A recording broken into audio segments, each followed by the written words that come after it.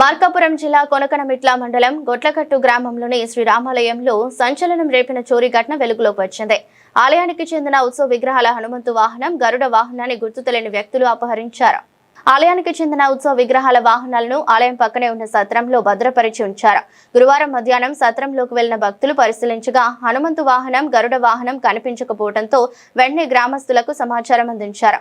అనంతరం కొనకనమిట్ల పోలీసులకు ఫిర్యాదు చేశారు. సమాచారం అందుకున్న ఎస్ఐ శ్రీకాంత్ తన సిబ్బందితో కలిసి సంఘటన స్థలానికి చేరుకుని చోరీ జరిగిన తీరును పరిశీలించారు.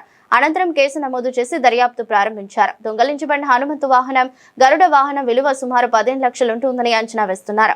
ఈ ఘటనతో గ్రామంలో భక్తులు తీవ్ర ఆందోళనకు గురవుతున్నారు.